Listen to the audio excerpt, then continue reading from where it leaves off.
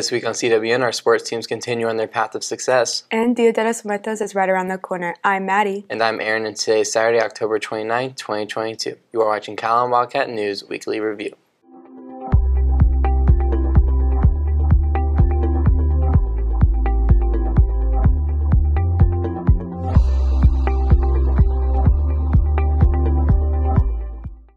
The Calallen volleyball team had their last two district matches and finished with a perfect record. Our football team is on open week. Both of them are doing so well as the playoffs are coming so quickly. Yes, they are. And Halloween is right around the corner. And in the spirit of Halloween, Emily spoke to Dr. Hodgkiss and Lily to find out more about the haunting of Dr. Hodgkiss's room. Good morning, cats. My name's Emily, and today I'm here with Lily and Dr. Hodgkiss. So, there's been some rumor going around that Dr. Hodgkiss's room is very haunted. Can you tell us your experiences about that? Yeah, we have lamps in my classroom, and sometimes when we talk about anything spooky in there, the lights start to flicker, and then we've made connection. Lily has made connection. I've been poked. My hair's been pulled a little. Things move around in my classroom, and Lily was asking it questions the other day, and she was answering. So, what are your experiences with this? That seems very scary. Honestly, I wouldn't mess with that thing. So I'll be sitting in class by Hodgkiss's desk, and we start talking about something, and the lights start to flicker. It doesn't like me. She doesn't like me. It's a girl. She never she doesn't answer my questions. She always answers to Hodgkiss, never anybody else except Hodgkiss. Is there any other students or teachers that have had the same experiences? Yeah, students have been in my class for 3 years, so they've taken medical terminology, anatomy, or forensics. And right now it's always been active in my 3rd, 4th, and 5th periods, which is forensics and talking about crime scenes and different deaths. I guess that's when she's really, really active. That's all from us. Now back to the studio. And we also have information on the haunting of the Lex. Let's send it to Callie and Emma for more. The USS Lexington Museum will be hosting the haunting of the Blue Ghost this Halloween season. Tickets are $30 and VIP tickets are $40 to skip the line. You cannot purchase the tickets online, but you can at the ticket booth by the museum. It starts at 7 and ends at 10:30, and this will be the last weekend to go to the haunted house.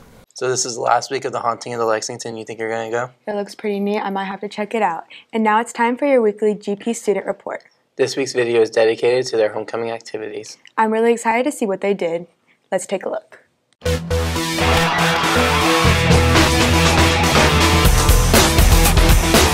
Good morning, GP. My name is Marcel Besnay, and this is what's been going on at GP. Students got into the homecoming spirit during Spirit Week. Students enjoyed anything but a backpack the most. GP held the annual Homecoming Wagon Parade on October 20th. Students gathered in the halls as many themed wagons passed by. Winning was actually really great because the amount of time, money, and effort that went into it, winning really just took a lot of stress off of us. Students got pumped up during the annual Homecoming Fashion Show. So basically what it meant to me to win just means I was the sassiest girl out there. Who really helped me was last year, Alex Gonzalez. He just embraced it and just made fun of it. Now it's on to sports. Football held the annual homecoming game on Friday the 21st. The homecoming queen, Miss Anissa Castillo. I felt very shocked and very surprised, but it was all very rewarding and it was very surprising. I want to thank all my friends for supporting me and, pushing me to do, try everything and just be out there and get out of my turtle shell. So, yeah. The week culminated with the homecoming dance held at the Aransas Pass Civic Center. Rosa Bose was crowned this year's homecoming king. It felt great winning homecoming king. It's an honor to win that in front of all those people. I'd like to thank all my friends who voted for me, and yeah, that's pretty much it. All for this week. If you like what you saw here, please click these 2 QR codes or the link in the bottom. See you next week. Seeing that they had a homecoming dance, I wish we had a homecoming dance here. I really do. It looked really neat. Ace has some more information for us about Dia de los Muertos. To start, she caught up with a few students to find out what Spanish Club will be doing. Let's take a look. Hey Wildcats, I'm here with Serenity and Casimira. So guys, could you please tell me what's coming up next Friday for Spanish Club? Yeah, so the classes are studying on Dia de los Muertos, and Hispanic culture people are going to be painting their faces with designs and anything else that goes with that. And so Spanish Club is doing face paintings on October 28th for anybody who wants to participate in the festivities. Thank you. And Casimira, what else? We will be set up at a table by the counselor's office during the 3 lunches, and we won't be charging any money, but donations are welcome to help us cover the cost of the face paint. That sounds great. Thank you guys so much, and back to the studio. Ace also spoke to Shyla to find out more about the altars. Let's see what they have in store for us today. Hey, I'm Ace, and today I'm here with Shyla. So Shyla, could you please tell me what SNHS and Spanish Club this past weekend? So SNHS and Spanish Club, we set up an ofrenda for Vicente Fernandez for the Dia de los Muertos festival downtown this weekend. Okay, great. And what did the students get from this? So the volunteers got 2 community service hours. That's great. Thank you. Back to the studio. Man, we have a lot of Ace today. Here's Ace again with Mr. Vedder to find out more on what the skulls are about. Hey guys, I'm Ace, and today I'm here with Miss Valletta. So Miss Valletta, can you tell us what these skulls are behind us? Yes, in Spanish class, we are learning for culture and traditions about Dia de los Muertos, and these calaveras, which is skulls in Spanish, represents our loved ones that passed away. Okay, great, thank you. Hey, I'm here with Emma and Juniper. How do you feel about this activity? I feel really good about it. It was super fun, and I feel like I learned a lot. It helped me and other students be very creative, so I really liked it. That's great. And Juniper, what did you learn from this? I learned a lot about the culture in Mexico and how they honor their loved ones, and I think it was fun. Okay, great. Thank you. Back to the studio. And band has their area competition today. Here's Sakura with Mr. Goodman for more. Hey Cats, I'm here with Mr. Goodman. So Mr. Goodman, I know band has their area competition this Saturday. Can you tell me more about that? Yeah, we're hosting 32 bands from this area of Texas, and this is the largest geographic area there is in the entire state. So 32 bands that earn a Division I rating at their region contests qualified for the area contests that are coming down. There'll be 32 bands in prelims, and they're going to take 10 into the finals before they certify bands to go on to the state level. That's great. Thank you. Now back to the studio. You know, I just love seeing our band just doing their thing. Yeah, they're amazing, and I know that they perform later on tonight, so if you're not busy, hopefully you can go check that out. We have some more information from Miss Dietrich about an adoption picnic. Let's send it to her for the rundown. Hello, Calallen TV. My name is Logan Barraza, and I'm here with Mrs. Dietrich. Now, Mrs. Dietrich, we hear there's an adoption picnic you're holding, right? Right, yes. I'm not holding it. It's going to be on Saturday. It's the Rotary Clubs and the Department of Family Services. As you know, sometimes in life, family units don't work out. So there'll be an adoption picnic on Saturday for 80 kids ages 6 through 17. These are kids that are coming from Houston as well as the Valley. So this is a picnic for those children to meet adults who want to be mommies and daddies. And what our responsibility is just to go and sort of bridge the gap. We're going to paint rocks, we're going to make friendship bracelets, we're going to have inflatables, we're going to eat, we're just going to go have fun. But with 80 kids who want to be adopted, we need as many helpers as we can get. It's a rewarding experience, and you can make a huge difference to help out these kids. Thank you so much. Well, thank you, Mrs. Dietrich. That sounds like a fun, interesting time, and it's all for a good cause. Sure. Now back to the studio. And if you're catching us in our morning segment, you can still run over there. I believe it's going to go on until 1 p.m. Yes, and James caught up with Mr. James about early voting. Let's take it to them for more. Hello, Calallen TV. My name is James Luby, and I'm here with Mr. James on early voting. So, Mr. James, I understand that the admin building is currently open for early voters. What can you tell us about that? Yes, that's correct. You can vote at the admin building. Also, a good place to early vote out here in the Calallen area is at the Hilltop Center along Leopard Street, and that's where I personally go to early vote. The advantages of early voting is you can avoid the long lines on the regular general election day, which would be November the 8th. I also do know that early voting ends on November the 4th, so you have till the 4th to finish early voting. Are there any caveats to the early voting? Make sure that you have at least a driver's license. They do driver's license, which most people who vote have. They can also accept a hunting license, or even in Texas now, even a utility bill. But to be on the safe side, I would bring my voter registration card and a driver's license, although technically all you really have to have is a driver's license, and they'll let you vote. All right, thank you, Mr. James. Back to the studio. So, and I know yesterday you voted for the first time. It was super exciting. It's like a lot more power to have now that I can vote and I'm 18 and everything. Mrs. Burkhart's class conducted an exploration lab over Newton's Law. Let's take a look. Hello, Calallen TV. My name is Logan Barraza, and I'm here with Mrs. Burkhart today. So, Mrs. Burkhart, I hear you're doing a lab today. Yes, this is one of our fun labs. Our students are exploring Newton's laws of motion in our labs today. That's cool. And can you explain what is Newton's law? Sure. There's 3 laws of motion that describe the fundamental physics of the universe. And so the first one's the law of inertia. And so that things resist change in motion. Second law is, we basically say the short one is the formula, that force is equal to mass times acceleration. Okay, and so we kind of we use that equation to find how they accelerate. And then last one is the action-reaction pairs. So no single force exists. When objects interact, there's always 2 forces that have they're equal in magnitude, but they are opposite in direction. So for example, if your finger touches your nose also touches your finger. Ah, I see. And can you explain to us what is it students will be doing in this lab? Well, they are observing, they're making predictions, they're observing the motion, then they're looking at how the laws of motion are actually present in the example or in the demonstration. Thank you, Mrs. Burkhart. Now back to the studio. Now let's take it to Monique with the rundown on sports. Thank you, anchors, and good morning, Wildcats. Last Friday night, the varsity football team faced off against TM in the Battle of the Jug and defeated them 66-0. Let's check out the recap of the game. On Friday at Warriors Stadium, the Calallen Wildcats are walking onto the field with a district record of 4-0, while the TM Warriors are going onto the field with a district record of 2-1.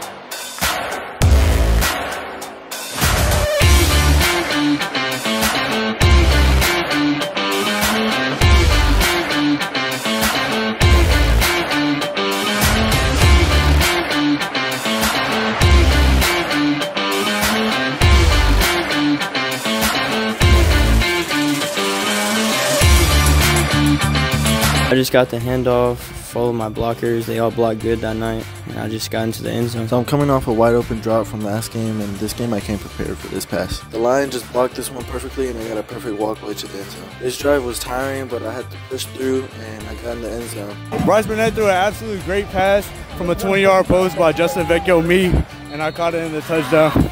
Another great play call from our OCs. And that was just a great job by the quarterback, throwing me open and letting me make another play. I saw something similar to this at practice, so when I saw the route and I saw him catch the ball, I knew what I had to do, make the tackle. After an intense game, the Calallen Wildcats came out with the win 66-0, which brings their district score to 5-0. The team did not have a game this week, but will have their homecoming game and play at Hidalgo next Friday. Let's send it to an update regarding this week. I'm here with Coach Campbell, the varsity football coach. So, Coach, how do y'all keep your players motivated during a bye week? What we've done is gone back and look at some of the things that we're not doing right. Like, for instance, we missed a lot of tackles in the last game, and we had some misalignments in the last game, and we're going to make sure that we are 100% on the same page on certain categories, and on offense it might be pass block and something like that. So we've kind of gone back, made a list of all the things that need to be corrected, and that's what we're going to work on. So do you think homecoming is a distraction, even if your players are like doing homecoming court? Yeah, things like that are always a distraction, but at the same time, there's more to Friday night than a football game. There's a lot of things for people to come and watch, and this is fun for our players, and so we do what we got to do. So who do y'all think y'all play in the first round of playoffs after y'all beat Hidalgo? Well, one of the hardest teams to pick out.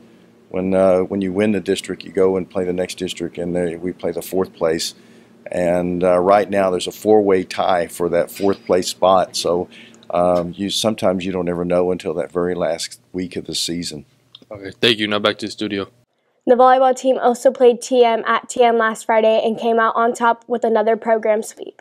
The team also had their last district match Tuesday against the Kingsville Brahmas and yet had another program sweep, giving them a perfect district record of 12-0.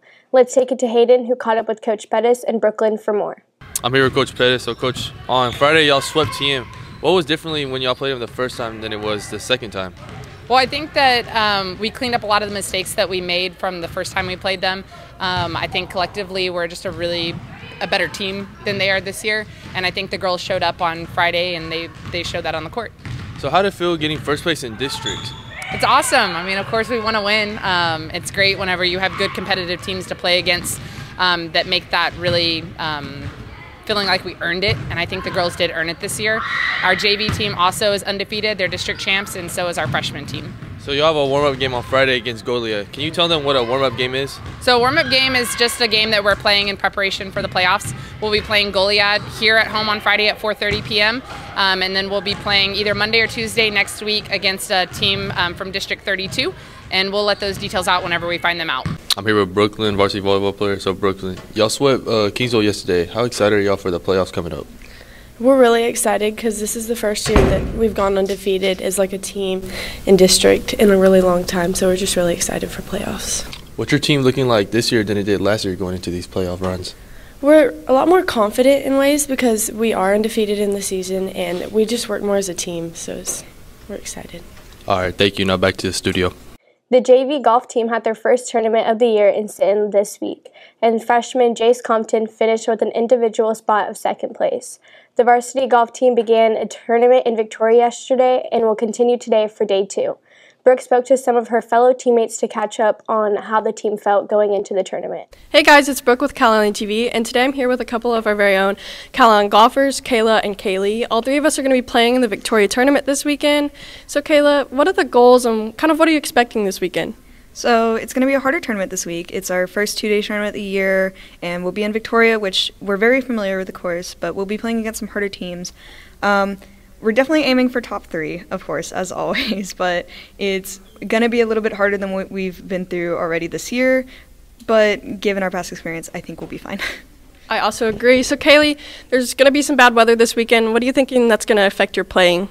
So this weekend it's supposed to be really cold and rainy, and it might delay the tournament, which can affect all our pace of play and like mess with your head, so you might get into it a little bit and hit it out of bounds because it's windy, which might worsen your score. So hopefully we can adapt to the weather and prevent that. Okay, I'm looking forward to seeing the results. Now back to the studio. The swim team had us meet last weekend. Emma has a rundown on how they did. Hi, I'm Emma, and I'm here with Coach Lawrence. So, Coach Lawrence, I heard y'all had a big swim meet last weekend at the natatorium. Can you tell us more about that? Yes, it was called the class meet, and what that means is we split up, and actually you compete against only people in your grade.